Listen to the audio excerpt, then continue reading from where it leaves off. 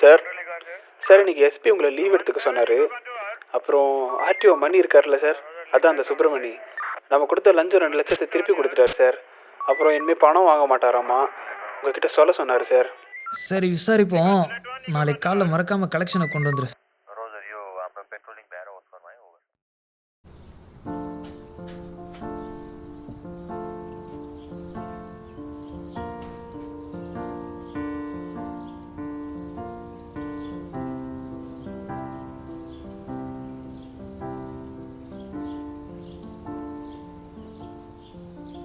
நான் என்ன உன் கேர்ள் ஃப்ரெண்டா? எவ்வளோ நேரம் காக்க வைக்கிற? சீக்கிரம் வரமாட்டியா? சார் நம்மளாம் போலீஸ்காரங்க. இதை ஒன்று சொல்லிடுங்கய்யா. என்னய்யா ஒரு மாதிரி இருக்கா? வீட்டில் எதுவும் அடி வாங்கினியா? வீட்டில் கொஞ்சம் பிரச்சனை சார். அதை தான் நானும் சொன்னேன். சரி, தேன்மொழி வந்திருக்காளா?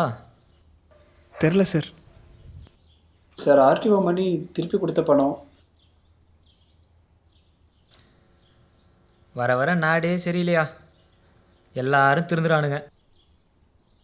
இப்படியே போனால் எப்படி தாமரை மலரும்? சரி அதை விட கலெக்ஷன் எங்க? கலெக்ஷன் அது எங்கேயா? கையில் எதுவும் வாங்கலை, எல்லாமே கேஸாக போட்டு கோர்ட்டில் ஃபைன் கட்ட சொல்லிட்டேன்.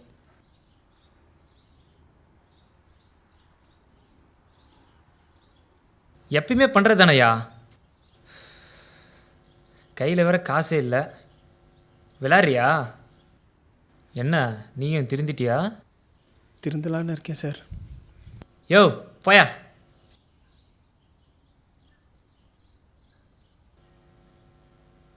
யோ உன்னை அந்த வண்டி நம்பர் செக் பண்ண சொன்னேன், எங்கேயா? சார் அது TN 83X 2380 சார். சரி போ. டேய் சைபர், சொல்லுங்கள் சார். உங்ககிட்ட ஒரு வண்டி நம்பர் சொல்கிறேன், அட்ரஸ் ஃபோன் நம்பர் செக் பண்ணி சொல்லு. எதுக்குன்னு தெரிஞ்சால் கொஞ்சம் நல்லாயிருக்கும். போலீஸ்காரனே கேள்வி கேட்குற, உன்ட்ட எதுக்கு கேட்பேன்? எவ்வளோ நம்பர் கொடுத்துருக்க? பொண்ணு தாண்டா. தப்பாக நினச்சிக்காதீங்க சார், டிபார்ட்மெண்ட் வேலை நான் செய்கிறேன், பொண்ணுங்க விஷயம்லாம் இப்போது பண்ணுறதில்ல சார். டேய் டேய் டேய் டேய், என்ன எல்லாரும் திருந்திட்டானுங்களா? சை.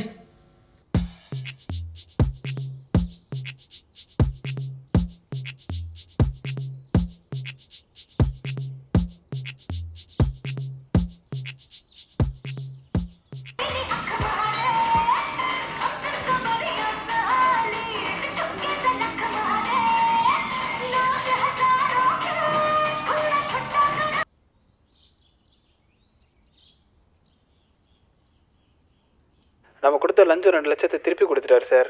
அப்புறம் இனிமேல் பணம் வாங்க மாட்டாராம்மா, உங்ககிட்ட சொல்ல சொன்னார் சார். தப்பாக நினச்சிக்காதீங்க சார், டிபார்ட்மெண்ட் வேலை நான் செய்கிறேன், பொண்ணுங்க விஷயம்லாம் இப்போது பண்ணுறதில்ல சார்.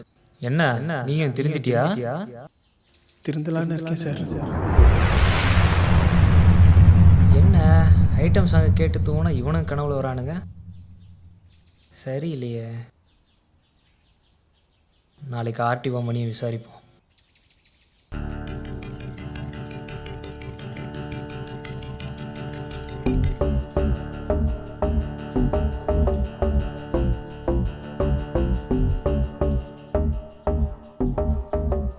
என்ன சார் நந்தி மாதிரி குறுக்கல் நிற்கிறேன்னா?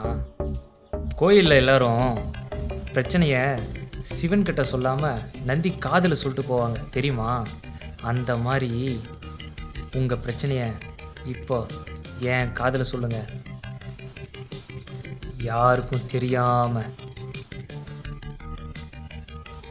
ஒரு சில விஷயங்கள் யாருக்காதுக்கும் தெரியாமல் இருக்குது நல்லது சார். ஆர்டிஓ மணினா வெளியே என்ன பேர் இருக்குது?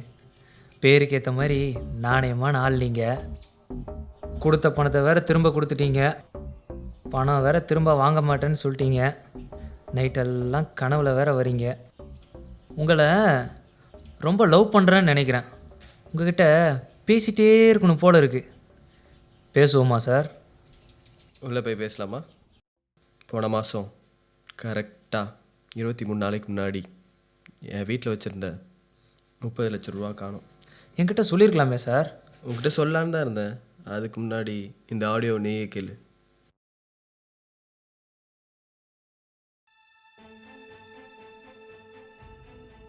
வணக்கம், ஆர்டிஓ சுப்பிரமணி. நேற்று உங்கள் வீட்டில் காணாமல் போன 30 லட்ச ரூபாவை நான் தான் திருடினேன். அந்த பணம் நீங்கள் எதுக்காக வச்சுருக்கீங்கன்னு எனக்கு தெரியும். உங்கள் பையனோட மெடிக்கல் அட்மிஷனுக்காக. அதுக்கு நீங்கள் ஒன்று தான் பண்ணணும். ஒரு 21 நாள் எந்த தப்பும் பண்ணாமல் நேர்மையாக இருந்தா உங்கள் 30 லட்ச ரூபாய் பணம் எங்கே இருந்ததோ அங்கேயே இருக்கும். இல்லைனா உங்கள் பையனை இன்ஜினியரிங் தான் சேர்க்க வேண்டியிருக்கும். புத்திசாலித்தனமாக போலீஸ்கிட்ட போகணுன்னு நினைக்காதீங்க. உங்கள் பணம் உங்களுக்கு திரும்ப கிடைக்காது. ஒரு 21 நாள் மனுஷனாக இருங்க. இதை கேட்டு 21 நாள் நல்லவனாகவே இருந்தீங்களா?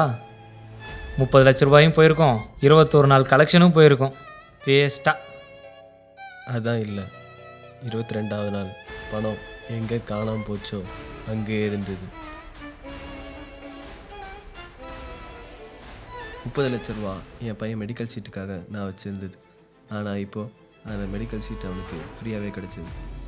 ஒரு 21 நாள் நான் நேர்மையாக இருந்ததுக்கே இவ்வளோனா, என் வாழ்க்கை ஃபுல்லாக தப்பே செய்யாமல் இருந்தால் என் அடுத்த ஜென்ரேஷனே நல்லாயிருக்கும்.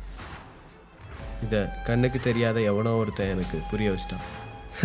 சார், யோ, நீயும் இதெல்லாம் விட்டுறியா? இல்லைன்னா அவன் உன்கிட்டே வருவான். 21 நாள் நீயும் செத்து பொழைக்கணும்.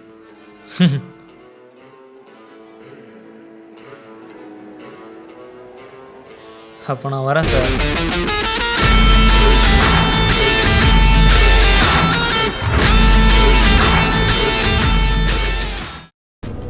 என்னோடய பைக்கு லேப்டாப் எல்லாம் திருடிட்டான் சார்.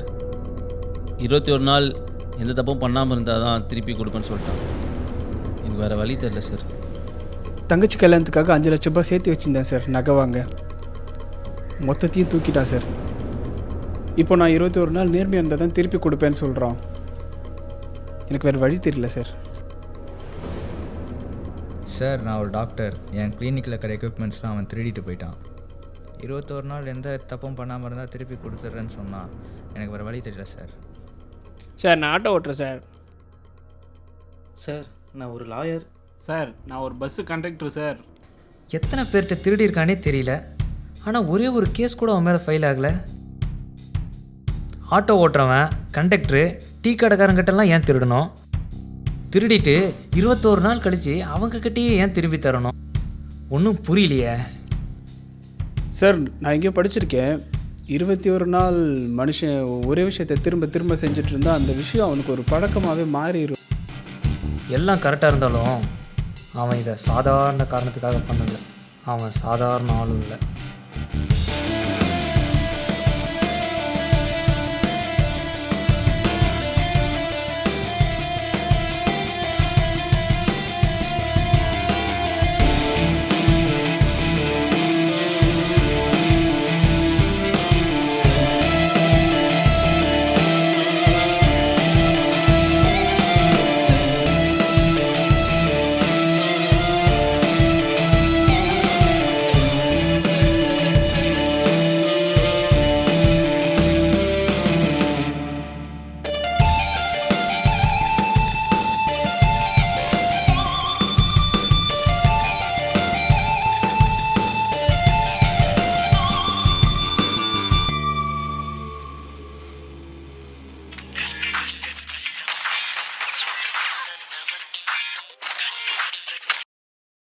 வணக்கம் இன்ஸ்பெக்டர். ரொம்ப தீவிரமாக என்ன தேடிட்டுருக்கீங்க போல். அப்படி தேடினாலாம் நான் கிடைக்க மாட்டேன். தேவதை மாதிரி நானா இறங்கி வந்தால் தான் உண்டு. சரி, வாங்க மீட் பண்ணலாம்.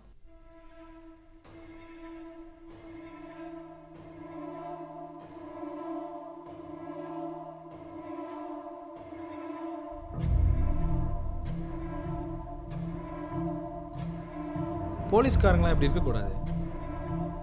சொன்ன டைம் கரெக்டாக வரீங்க. ஏன் அந்த 21 நாள்? இந்நேரம் நீங்களே கண்டுபிடிச்சிருப்பீங்க. 21 நாள் ஒரு மனுஷன் ஒரு விஷயத்தை திரும்ப திரும்ப பண்ணிட்டு இருந்தானா 22வது நாள் அது அவனுக்கு பழக்கமாகவே மாறிடும். அதானே? உன்னை தூக்கி உள்ளேயும் வைக்க முடியாது. ஒரு கேஸ் கூட உன் மேலே இல்லை. நாடு நல்லா இருக்கணுன்றதுக்காக நீ இதை பண்ணல, வேற எதுக்கோ பண்ணுற. அதை நீ இப்போ சொல்லி தான் ஆகணும்.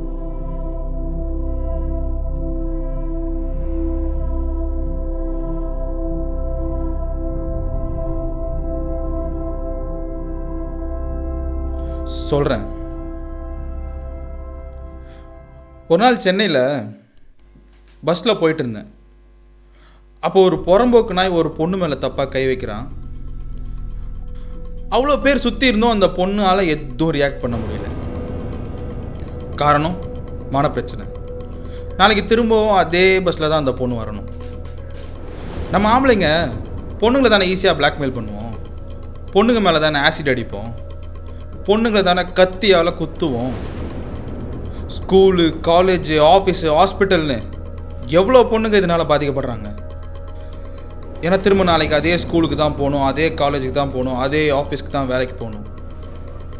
ஒன்று தெரியுமா, ஒரு நாளைக்கு 10,53,223 பொண்ணுங்க செக்ஷுவல் ஹாரஸ் பண்ணப்படுறாங்க ஆம்பளைங்கனால. தைரியமான பொண்ணுங்க ஃபேஸ் பண்ணிடுறாங்க, ஆனால் பயந்த பொண்ணுங்களால முடியாதுல்ல. பொண்ணுங்களோட பயத்தை யூஸ் பண்ணுறவங்களா ஆம்பளைங்களா? கொட்டைங்க. ரேப் பண்ணுறவங்க 1000 பேர் இருந்தா இந்த மாதிரி 10,000 பேர் இருக்கான். பொண்ணுங்களை டார்ச்சர் பண்ணி பிளாக்மெயில் பண்ணி ஃபோட்டோ வச்சு வீடியோ வச்சு மிரட்டுற எச்ச நாய்ங்கெல்லாம் தைரியமாக நல்லவனுக்கு மாதிரி வெளியே சுற்றிட்டு இருக்கானுங்க. இவனுங்களை என்னால் என்ன பண்ண முடியும்? ஏதாவது பண்ணணும்னு யோசித்தேன். இவனுங்களுக்கு அடி உதெல்லாம் செட் ஆகாது. ஏன்னா திரும்ப நாளைக்கு இன்னொரு பொண்ணு மேலே போய் கை வைப்பான். அவனுங்களா திருந்தினா தான் உண்டு. அதனால தான் திருடினேன். 21 நாள் திருட்டு போன பொருளை தவிர வேற எதை பற்றியும் அவனுங்க யோசிக்கக்கூடாது. அவன்கிட்ட என்ன இருக்கோ திருடினேன். நான் திருடின அத்தனை பேரும் தினம் ஒவ்வொரு பொண்ணுங்களை டார்ச்சர் பண்ணுறவனுங்க தான். 21 நாளுக்கு அப்புறம் அவனுங்களுக்கே தெரியாமல் அவனுங்கெல்லாம் தெரிஞ்சிட்டானுங்க. என்னால் ஒரு 21 நாள் இவனுங்க கிட்டேருந்து அந்த பொண்ணுங்களை காப்பாற்ற முடிஞ்சது.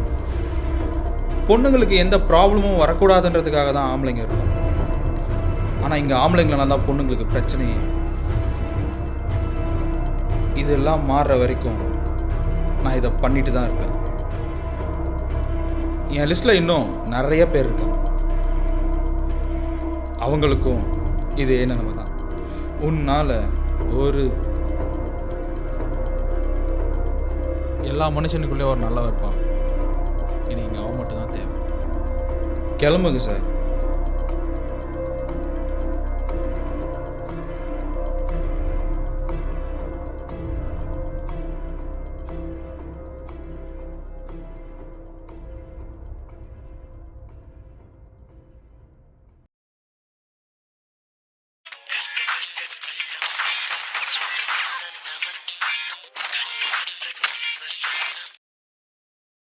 இன்ஸ்பெக்டர், உங்கள் கன் இருக்கான்னு பாருங்க. தேடாதீங்க, இருக்காது. ஏன்னா நேற்றே தூக்கிட்டேன். சும்மா இருந்தேன். என்கிட்ட ஒரு கன்னை கொடுத்து சேஃப்டி பண்ணிட்டு போயிட்டீங்க. ரொம்ப பெரிய மனசு சார் உங்களுக்கு. உங்கள் ஸ்டேஷனில் கான்ஸ்டபிள் தேன்மொழி, அவங்களுக்கு எதுவும் ஆகக்கூடாது. உங்களுக்கும் அதே 21 நாள் தான் டைம். முடிச்சுட்டு வந்தவங்க கன்னை வாங்கிக்கோங்க. அது என்கிட்டயே பத்திரமா இருக்கும்.